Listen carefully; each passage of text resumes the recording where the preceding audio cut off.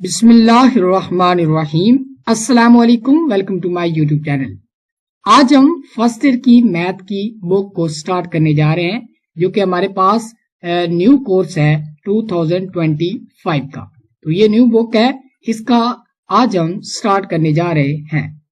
हमारा जो सबसे पहले मैं आपको मिशन बता दूं कि हमारा मिशन क्या होगा। हमारा मिशन ये नहीं होगा कि हम इसके एक्सरसाइजेस के क्वेश्चन को डील करें या क्वेश्चन को सॉल्व करना सीखें, बल्कि हम इसकी थ्योरी को वर्ड बाय वर्ड जो है वो डिस्कस करेंगे। थ्योरी को पहले समझेंगे, उसके बाद एक्सरसाइजेस की तरफ जाएंगे। क्योंकि मैट्रिक्स तक तो आप रेटलाइजेशन लगा के मैथ को कर पाते हैं, लेकिन फर्स्ट ईयर से आपका कॉन्सेप्ट बिल्ड होना स्टार्ट होता है। फर्स्ट ईयर से आप ये सोचना शुरू करते हैं कि ये चीज जो है वो कैसे आए।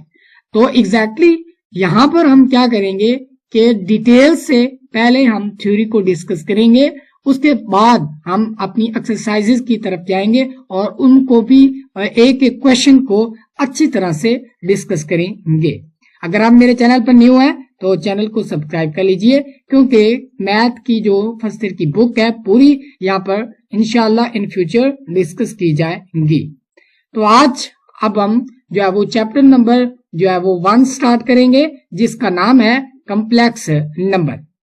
तो सबसे पहले हम ये डिस्कस कर लेते हैं कि ये जो कॉम्प्लेक्स नंबर है ये आए ही क्यों है, हमें इनकी जरूरत ही क्यों पड़ी है। तो गाइस मैं आपको एक एग्जांपल से समझाता हूं। हमारे पास एक इक्वेशन है जिसको मैं एक्स स्क्वायर माइनस 1 कह देता हूं इज इक्वल टू है 0। एक और इक्वेशन है जिसमें को मैं कहता हूं कि X square plus 1 is equal to 0 है।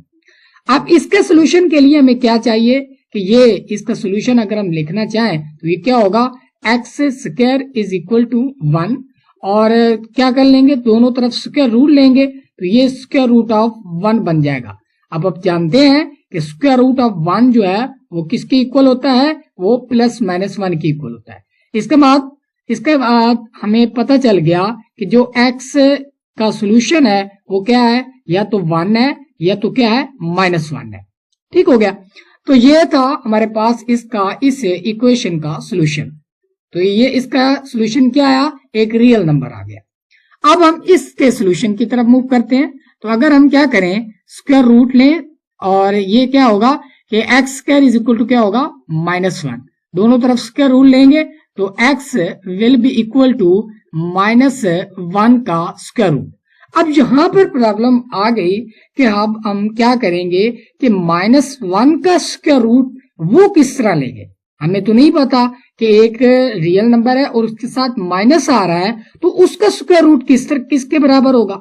तो मैथमेटिशियन ने सोचा, क्या किया उन्होंने कि ये जो -1 का स्क्वायर रूट है इसको एक टर्म का नाम दे दिया जिसको हम आयोटा बोलते हैं। तो ये उन्होंने कहा कि ये किसके इक्वल है, आयोटा के इक्वल है। तो इसका मतलब क्या हुआ कि ये जो आयोटा है ये कॉम्प्लेक्स यूनिटी है, एक कॉम्प्लेक्स नंबर है। तो गाइस हमने क्या किया कि ऐसी इक्वेशन जिनका रियल नंबर में जो है वो आंसर नहीं आता था, उनको हमने क्या किया, उनमें जो स्क्वायर रूट ऑफ -1 था उनको हमने क्या कर दिया, आयोटा का नाम दे दिया और उस को कह दिया कि ये इसका क्या है, सॉल्यूशन ऑफ द इक्वेशन है। तो इसलिए गाइस क्या किया कि ये जो कॉम्प्लेक्स नंबर है इसलिए हमारा जो है वो यहाँ पर मजे वजूद में आया। अब हम चलते हैं इसकी डेफिनेशन की तरफ। Complex number, The number of the form z is equal to x plus iota y। ऐसा नंबर जो इस फॉर्म में लिखा जा सके where x and y belongs to real number, जहां पर x और ये y दोनों बिलोंग करें रियल नंबर से, and iota is equal to under root -1 और कॉल्ड कॉम्प्लेक्स नंबर्स। तो ऐसे नंबर्स जो इस फॉर्म में लिखे जा सके उनको हम कॉम्प्लेक्स नंबर कहते हैं। Here x is called real part, यहाँ पर जो x है इसको हम रियल पार्ट कहते हैं, and y is called imaginary part of the complex number। ये जो कॉम्प्लेक्स नंबर है टोटल, इसके x पार्ट को, इस पार्ट को हम क्या कहते हैं कि ये रियल पार्ट है, एंड इस पार्ट को हम क्या कहते हैं कि ये इमेजिनरी पार्ट है। और आयोटा को और इनको डिनोट कैसे किया जाता है, विच आर डिनोटेड बाय, ये एक्स को हम क्या कहेंगे कि रियल पार्ट ऑफ जी, यानी कि कम्प्लेक्स नंबर जी का जो रियल पार्ट है वो इक्वल है एक्स के, और इमेजिनरी पार्ट ऑफ जी यानी कि कम्प्लेक्स नंबर जी का इमेजिनरी पार्ट जो है वो इक्वल है वाई के। और यहाँ पर जो आयोटा है इसको हम कहते हैं इमेजिनरी यूनिट। तो ये थी कम्प्लेक्स नंबर की डेफिनेशन। अब ये तो हम पिछली क्लासेस में इस तरह इसकी डेफिनेशन जो कि पढ़ते आ रहे हैं। अब हम इसके एक और डेफिनेशन पढ़ेंगे। इसकी डेफिनेशन ऑर्डर पेयर में भी हो सकती है, यानी कि x प्लस आयोटा y को इस तरह से भी लिखा जा सकता है x और y। अब ये जो है डेफिनेशन नई है, इसको पढ़ते हैं। इस डेफिनेशन को क्या कहते हैं, complex number as an order pair of real number, यानी कि कम्प्लेक्स नंबर को हम रियल नंबर के ऑर्डर पेयर में भी लिख सकते हैं। तो ये दोनों रियल नंबर हैं एक्स और वाई, तो इनके ऑर्डर पेयर में लिखा जा सका है कम्प्लेक्स नंबर को। तो इसके डेफिनेशन को पढ़ते हैं। Let C be the set of order pair, के सी एक सेट है किसका, ऑर्डर पेयर का, ऑफ आर क्रॉस आर, यानी कि रियल नंबर का कार्टेशियन प्रोडक्ट है रियल नंबर के साथ। यानी कि अगर हम फॉर एग्जांपल इसमें से ए ले लेते हैं और इसमें से बी ले लेते हैं, तो जो इसका सबसेट होगा वो ए और बी की फॉर्म में होगा, यानी कि ऑर्डर पेयर की फॉर्म में होगा।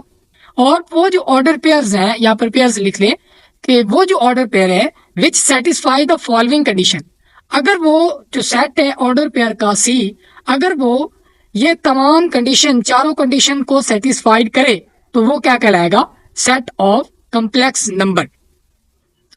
तो उसके उन कंडीशन को हम पहले पढ़ते हैं कि for all A B C D belong to real number, ये यानी कि ए बी सी डी जो है तमाम जो है उन तमाम के लिए जो कि रियल नंबर से बिलोंग करते हैं।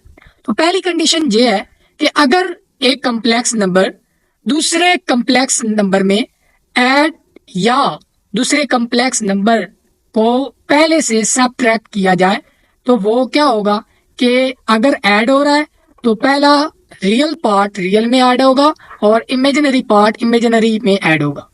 अगर सब्ट्रैक्ट हो रहा है तो रियल पार्ट में से रियल पार्ट सब्ट्रैक्ट होगा और इमेजिनरी पार्ट से इमेजिनरी पार्ट सब्ट्रैक्ट होगा।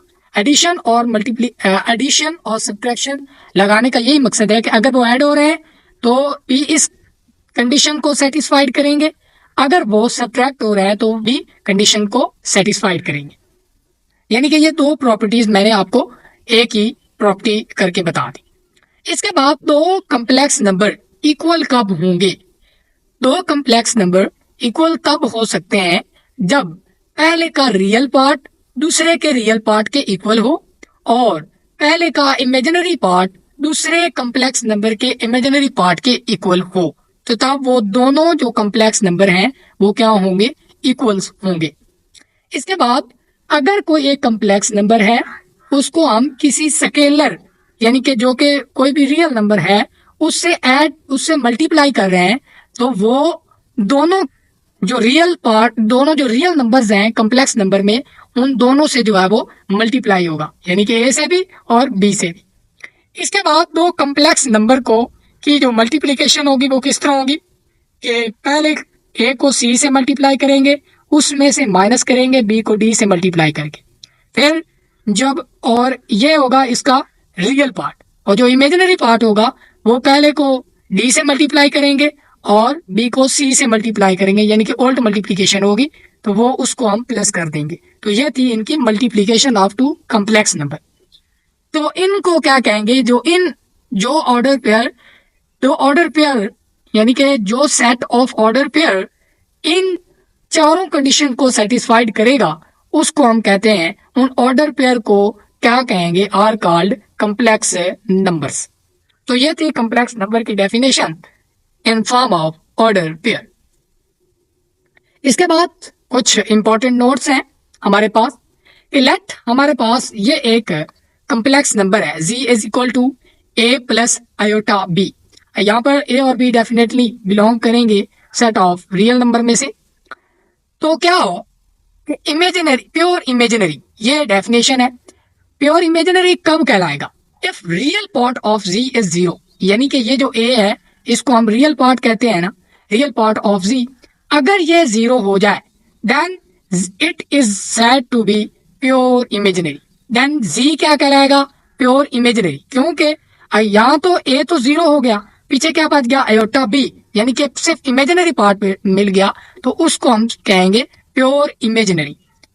यहाँ पर z a की जगह हमने 0 लगा दिया, iota b which is equal to iota b, and it is called pure imaginary complex number, pure imaginary just.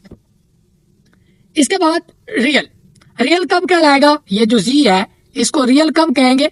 अगर इसका जो इमेजिनरी पार्ट है, यानी कि if the imaginary part of z is 0, अगर ये जो इमेजिनरी पार्ट है ये 0 हो जाए then it is said to be real number.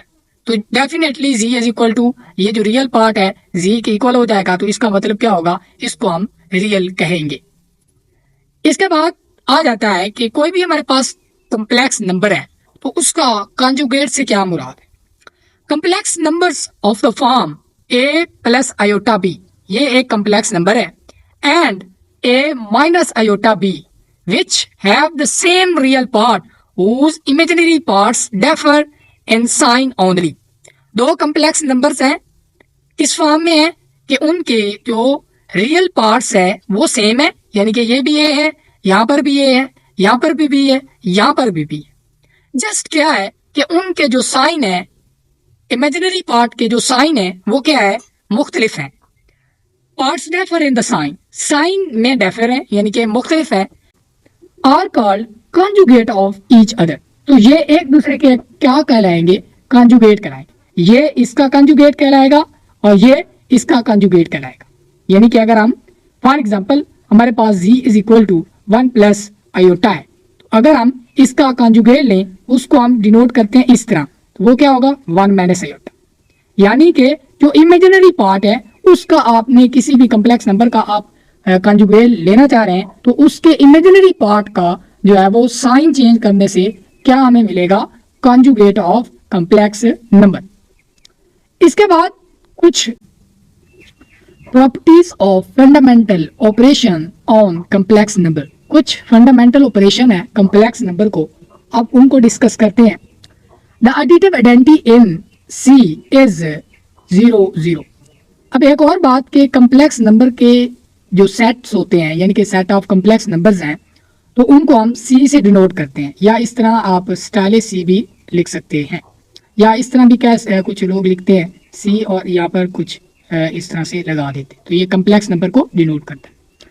अच्छा, the additive identity of complex number is 0 0। अच्छा, यहाँ पर m होना है, additive identity in complex number is 0 0, कि ये इसको भी क्या लिख सकते हैं? 0 प्लस आयोटा 0। अब ये additive identity of complex number है। एडिटिव आइडेंटिटी कैसे है कि आप किसी भी कॉम्प्लेक्स नंबर में इसको ऐड कर लें तो वही कॉम्प्लेक्स नंबर दोबारा आ जाएगा। इसके बाद every complex number A B has additive inverse minus A minus B.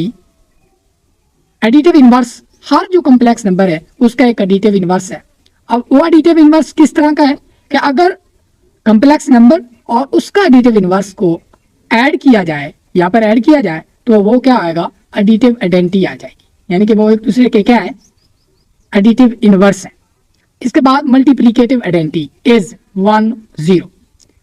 तो कोई भी कॉम्प्लेक्स नंबर है उसकी जो मल्टीप्लिकेटिव आइडेंटिटी है वो क्या है? 1 और 0, एडिटिव आइडेंटिटी है 0 0। अब ये मल्टीप्लिकेटिव आइडेंटिटी कैसी हुई? ये एक ऐसी आइडेंटिटी है किसी भी कॉम्प्लेक्स नंबर के साथ अगर इसको मल्टीप्लाई किया जाए तो वही कॉम्प्लेक्स नंबर दोबारा आए। अब इनकी मल्टीप्लिकेशन किस तरह थी? A1 को हम A से मल्टीप्लाई करेंगे, माइनस कराएंगे, B को 0 से मल्टीप्लाई कराएंगे, इसके बाद कॉमा लगाएंगे, B को 1 से प्लस A को 0 से, तो ये करवा दिया हमने। अब ये तो 0 हो गया तो A आ गया हमारे पास, और यहाँ पर भी ये 0 हो गया तो यहाँ पर क्या आ गया? B। तो ये 1 और 0 यानी कि ये कम्यूट कर गया, यानी कि इसको इससे भी मल्टीप्लाई कराएंगे तो फिर भी वही आएगा, ये आ जाएगा। यहाँ पर क्या हुआ कि कोई भी कॉम्प्लेक्स नंबर है अगर उसको मल्टीप्लाई करवाया जाए कॉम्प्लेक्स नंबर्स की मल्टीप्लिकेटिव आइडेंटिटी से, वही कॉम्प्लेक्स नंबर दोबारा आ जाता है। तो ये थी इसकी multiplicative identity of complex number. इसके बाद every non zero complex number has multiplicative inverse.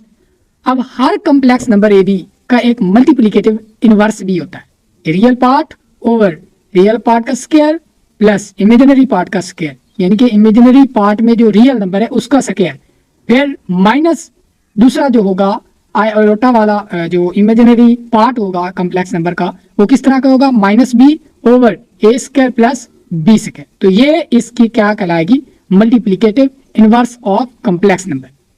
अब अगर ये मल्टीप्लिकेटिव इनवर्स है तो जब हम इसको इससे मल्टीप्लाई कराएंगे तो क्या आना चाहिए, मल्टीप्लिकेटिव आइडेंटिटी आनी चाहिए। तो डेफिनेटली अगर हम इसको इसके साथ मल्टीप्लाई करवाते हैं तो हमारे पास मल्टीप्लिकेटिव आइडेंटिटी ही आएगी। अगर हम कम्यूट करके भी जिस तरह मतलब इधर से मल्टीप्लाई करवा दें या इधर से मल्टीप्लाई करवा दें तो हमारे पास मल्टीप्लिकेटिव आइडेंटिटी ही आएगी। इसके बाद हमारे पास जो पांचवी प्रॉपर्टी है वो क्या है कि ए बी हमारे पास C D plus E F है, इस तरह की मतलब ऑर्डिंग पेयर है। तो क्या करवाएगा, पहले से भी मल्टीप्लाई होगा प्लस माइनस, फिर ये जो होगा ऑर्डर पेयर दूसरे से भी मल्टीप्लाई होगा। तो ये भी आगे काम आ सकते हैं, मुख्तलिफ प्रॉपर्टीज को हमने डील करना है। तो ये था इसकी fundamental properties of complex number. तो अब हम चलते हैं very important and very interesting topic, complex plane. अच्छा, ये बड़ा ही जो है वो समझने वाली चीज है, इसको आपने अच्छी तरह आपने जो है ना समझना है और फुल कंसेप्ट के साथ। अब कॉम्प्लेक्स प्लेन है, अब जो है हमारे जो साइंसदान थे, मैथमेटिशियन थे, उन्होंने कॉम्प्लेक्स नंबर को अब इजाद तो कर लिया, यानी कि उन्होंने क्या लिखना शुरू कर दिया, -1 को आयोटा लिखना शुरू कर दिया, -1 के अंडर रूट को। अब जब बारी आई ना उसको ड्रा कैसे किया जाए, यानी कि अब हमारे पास कुछ ऐसे सॉल्यूशन आते हैं, मतलब हमारे पास कोई भी किसी भी इक्वेशन का सॉल्यूशन आ जाए, अब उसको हम किस तरह ड्रा किस तरह करें। यानी कि हमारे पास पहले तो क्या था कि हमारे पास अगर सॉल्यूशन आता था, फॉर एग्जांपल 0 2 और 2 आ गया तो इसको तो हम एक्स वाई प्लेन में ड्रॉ कर लेते थे। अब इमेजिनरी नंबर को कैसे ड्रॉ किया जाए, तो इसके लिए बहुत सी डिस्कशन हुई और आखिर में इस बात पर इत्तेफाक हुआ कि जो एक्स वाई प्लेन है ना उसी पर ही इमेजिनरी नंबर को ड्रॉ किया जाए। यानी कि पहले तो हम क्या करते थे कि ये जो एक्स प्लेन है इस पर भी रियल जो है वो नंबर को ड्रॉ करते थे और जो वाई प्लेन है इस पर भी रियल नंबर को ड्रॉ करते थे। हम पहले पढ़ चुके हैं ना ऑर्डर पेयर 2 और 3, इसमें तो आयोटा का कोई कंसेप्ट नहीं था ना, ठीक है ना। यानी कि ये 2 आई था प्लस 2 जे था, यानी कि आई कंपोनेंट था और जे कंपोनेंट था, इसमें कोई जो है ना आयोटा की कोई जो है ना डिस्कशन नहीं थी। अच्छा, आयोटा को कोई जो है ना लेना देना नहीं था। इसके बाद जब हमें कोई और चॉइस नहीं मिली तो इसके बाद हमने क्या डिसाइड किया कि जो कॉम्प्लेक्स नंबर्स हैं उनको भी एक्स वाई प्लेन पर क्या किया जा सकता है, ड्रॉ किया जा सकता है। वो किस तरह, अब हम एक्स वाई प्लेन इसको नहीं कहेंगे, इसको हम कॉम्प्लेक्स प्लेन कहेंगे। और कॉम्प्लेक्स प्लेन में क्या होगा कि जो है एक्स एक्सिस उसको हम रियल एक्सिस कहेंगे। रियल एक्सिस क्यों कहेंगे कि जो होगा ना कॉम्प्लेक्स नंबर का रियल पार्ट वो हम एक्स एक्सिस पर ड्रॉ करेंगे और जो होगा इमेजिनरी जो कॉम्प्लेक्स नंबर का होगा इमेजिनरी पार्ट उसको हम वाई एक्सिस पर ड्रॉ करेंगे। तो इस तरह से इन्होंने जो है वो कॉम्प्लेक्स नंबर को इजाद किया। तो चलते हैं अपनी डेफिनेशन की तरफ। A plane at which 2 lines are mutually perpendicular at a point origin, यानी कि ओरिजिन पर 2 लाइंस हैं जो एक दूसरे के क्या है, परपेंडिकुलर हैं। Where X axis is real line, यहाँ पर जो एक्स एक्सिस है वो क्या है, रियल लाइन है, and Y axis is an imaginary line. तो वाई एक्सिस जो है हमारे पास वो क्या है, इमेजिनरी लाइंस है। अब ये है कॉम्प्लेक्स प्लेन कि हम इस पर भी क्या कर सकते हैं, कोई भी 2 + 3 आयोटा है तो हम क्या कर सकते हैं, इधर 2 लेंगे, यानी कि यहाँ पर इधर 1 है 2 है यहाँ पर, और यहाँ पर भी यहाँ पर 3 है, तो हम यहाँ पर इस कॉम्प्लेक्स नंबर को ड्रॉ कर सकते हैं। तो इस तरह से हम ऑर्डर पेयर को या कॉम्प्लेक्स नंबर को भी इस कॉम्प्लेक्स प्लेन में ड्रॉ कर सकते हैं। अब चलते हैं next definition, Argand diagram, the figure representing 1 or more complex numbers on complex plane। ऐसी फिगर जो कॉम्प्लेक्स प्लेन पर 1 यानी कि 1 या 1 से ज्यादा कॉम्प्लेक्स नंबर को ड्रा किए हुए हो, यानी कि रिप्रेजेंट किए हुए हो, प्लेन इज कॉल्ड अर्गैन डायग्राम। तो इस डायग्राम को स्टडी करते हैं। तो ये हमारे पास एक कम्प्लेक्स प्लेन है जो कि 1 2 3 4 जो है हमारे पास कम्प्लेक्स नंबर उनको ड्रा किए हुए हैं। तो ऐसी डायग्राम को हम क्या कहेंगे? अर्गैन डायग्राम। अच्छा, अब ये कैसे आए कम्प्लेक्स नंबर? तो 3 + 2 आयोटा है, तो ये किस तरह से आया कि हमने 3 यूनिट्स इधर चले, 3 ये और 2 आयोटा ऊपर गए। तो ये क्या आ गया हमारे पास? एक पॉइंट आ गया जिसको हम 3 + 2 आयोटा कहेंगे। इसी का बाद 2 - आयोटा है, तो 2 पॉजिटिव है, तो 2 ये आ गया हमारे पास, और -1 आयोटा, तो ये आ गया। तो ये भी हमारे पास एक पॉइंट आ गया जिसको हमने 2 - आयोटा का। तो इसी तरह आपने कम्प्लेक्स नंबर को एक कम्प्लेक्स नंबर पर ड्रॉ कर सकते हैं। इसके बाद modulus of the complex number. कोई भी एक कम्प्लेक्स नंबर है तो उसका मॉडुलस क्या होगा? The real number a² + b² is called the modulus of the complex number z is equal to a + iota b। तो ये कम्प्लेक्स नंबर है, तो इसका जो मॉडुलस होगा वो क्या होगा? a² + b²। इसको आप इस तरह से भी नोट कर सकते हैं, z is equal to a² + b²। The modulus of the complex number, असल में ये है क्या? Modulus number is the distance from the origin of the point representing the number. अब ये एक पॉइंट है जो कि किसी एक कम्प्लेक्स नंबर ए और बी को डिनोट कर रहा है। तो इस पॉइंट का ओरिजिन से जो डिस्टेंस है इसको हम क्या कहेंगे? Modulus of the that complex number. तो ये क्या है असल में? ओ ए, यानी कि ये एक मुकम्मल डायग्राम बन गई है, राइट ट्राइंगल। तो क्या होगा हमारे पास? ए जो होगा ना हमारे पास ओ ए का मॉड जो होगा वो हमारा किसके इक्वल होगा? बेस और परपेंडिकुलर का स्क्वायर। तो ओ एम का स्क्वायर और एम ए का स्क्वायर हो जाएगा। ओ ए हमारे पास ए के इक्वल है और एम ए या एम ए बराबर है किसके? बी के है, तो a² + b²। तो ये हमारे पास पाइथागोरस थ्योरम की मदद से हमने ये डिस्टेंस जो है वो कैलकुलेट कर लिया, ओरिजिन टू दैट पॉइंट। तो ये इसको हम क्या कहते हैं? Modulus of the complex number. तो हमारे पास कोई भी एक कम्प्लेक्स नंबर है, for example z is equal to 2 + 3 iota है, तो इसका जो मॉडुलस होगा वो किसके इक्वल होगा? 4 + 9 is equal to √30। तो ये हमारा पास इसका मॉडुलस हो।